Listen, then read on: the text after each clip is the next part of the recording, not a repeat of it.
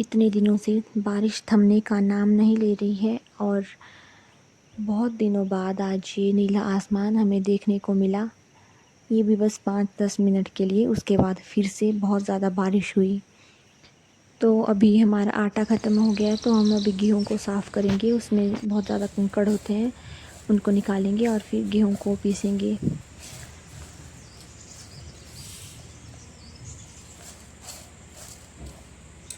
बोल मुझे पहले किचन खाया बांदर नहीं कोई किचन गाय नहीं ये क्या कन्हैया आया ध्यान की देने ना बोले शेखा पैरिया बोले भाई गाय बोले माओ मर गया देख रहे बोले भाई फिर गाय गया फिर ये लग रहा बोल रहा था ने मैं बोला फिर गाय है तो ये वो भैया रे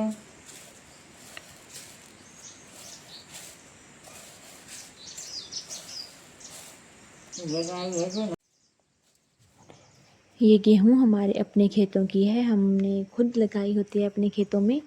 और फिर जब ये पक जाती है तो इसको निकालते हैं और स्टोर करके रख देते हैं। फिर थोड़ी थोड़ी निकाल के इसको साफ़ करते हैं और धूप में सुखाते हैं। इसमें ये जो कंकड़ होते हैं और कुछ भी बीज वगैरह होते हैं ऐसे ही, उनको सभी को साफ़ करते हैं और फिर चक्की में पीसते हैं। उसके बाद ही हम इस आटे का यूज़ करते हैं। नहीं दी देखो नहीं दी मैं खा दिया नहीं आया चांगे चुंगे ये ना बच्चे ना दे दी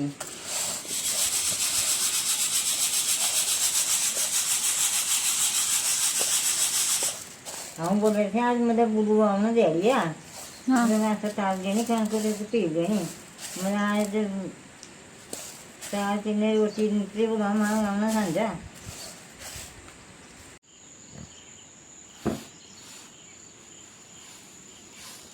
तो अभी हमने ये गेहूँ साफ़ कर ली है और फिर हम अभी थोड़ी देर में रामबाण निकालने जाएंगे और फिर कपड़े धोएंगे। ये रामबाण का पौधा है, हम अपनी भाषा में इसको रामबाण कहते हैं और कई कई जगह इसे ग्वारपाठा भी कहा जाता है। ये अगेव का पौधा है और इसके बहुत सारे यूजेस होते हैं।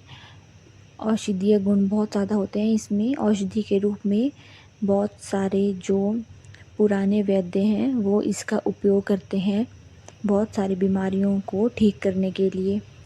और इससे रस्सियाँ भी बनती है, दरी बनती है, कपड़े बनते हैं, जूते बनते हैं और इससे कागज़ भी बनते हैं। इसके कांटों से का बहुत उपयोग होता है। अगर किसी के हाथ में या पाँव में कांटा चुभ जाए तो इसी कांटे से हम उसको निकालते हैं।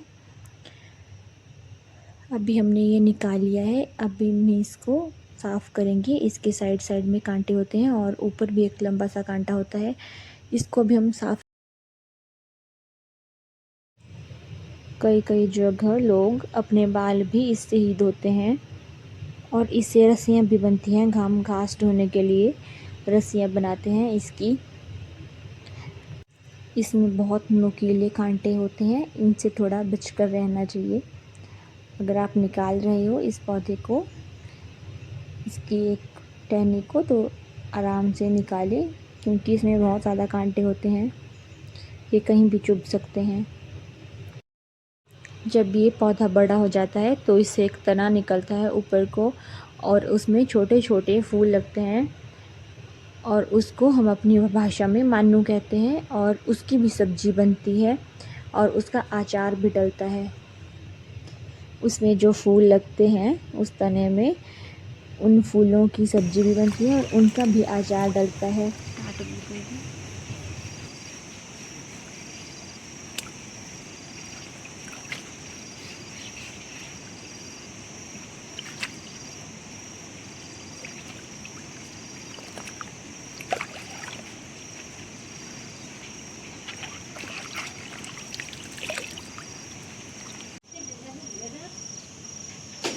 तो अभी हमने इसको साफ़ कर लिया है। साफ़ करेंगे, फिर पत्थर से इसको कूटेंगे और फिर इसे वाइट वाइट झाग निकलता है, उसको हम तसले में डालेंगे और फिर पानी डालेंगे और इसको थोड़ी देर हिलाएंगे। फिर इससे झाग निकल जाता है। उसमें कपड़े डालो और थोड़ी देर उनको उसमें डाल के रखो तो कपड़ों का सारा मैल निकल जाता है। इसको हमें पहचानना आना चाहिए। ये 3-4 पौधे एक ही तरह के दिखते हैं पर होते ये अलग अलग हैं। बिना पहचाने आप इसका इस्तेमाल ना करें। और सर्दियों में जब बहुत सारा घास लोग काटते हैं और स्टोर करके रखते हैं ताकि जब बारिश का समय आए और जब आगे गर्मियों में घास थोड़ा कम निकलता है तो उस स्टोर किए हुए घास का हम यूज़ कर सकें अपने जानवरों को खिलाने के लिए।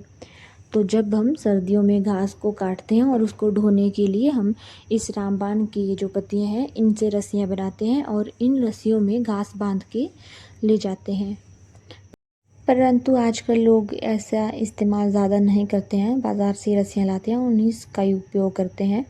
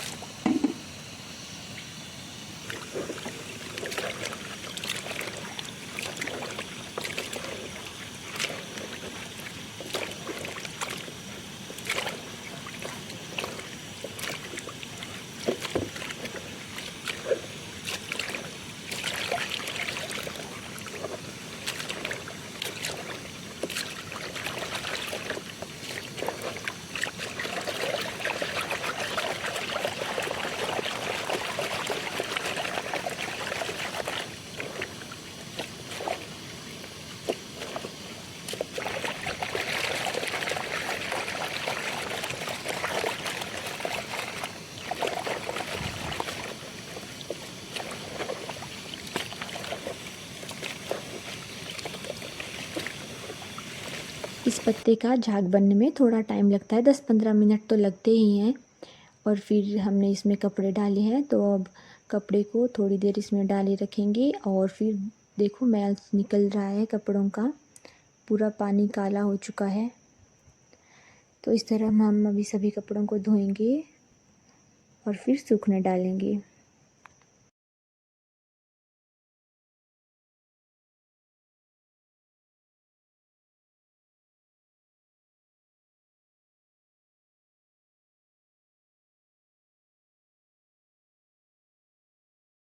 अब हमने कपड़े धो दिए हैं, सूखने डाल दिए हैं। अब जो बचा हुआ रामबाण का पत्ता है उससे हम रस्सी बनाएंगे।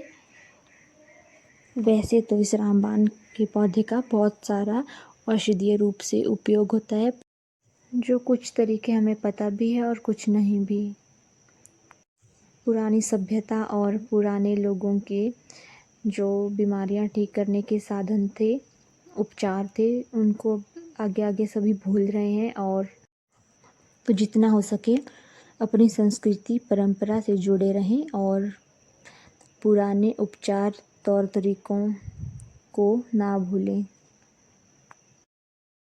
तो ये रस्सी मैंने बना ली है, ये बहुत ज़्यादा मजबूत होती है। आप देख सकते हो मैं इतने खींच रही हूँ पर ये फिर भी नहीं टूट रही है क्योंकि ये बहुत मज़बूत होती है। इसमें घास ढोते हैं बहुत बहुत टाइम तक, ये तब भी नहीं टूटती है।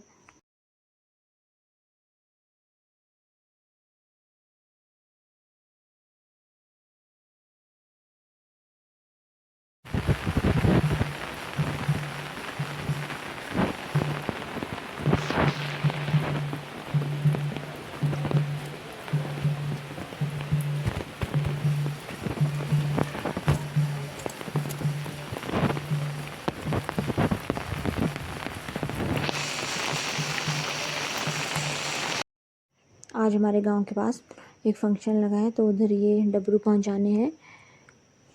तो अगर आपको हमारे द्वारा बनाई गई वीडियोस पसंद आती हैं तो चैनल को लाइक, सब्सक्राइब और शेयर करें।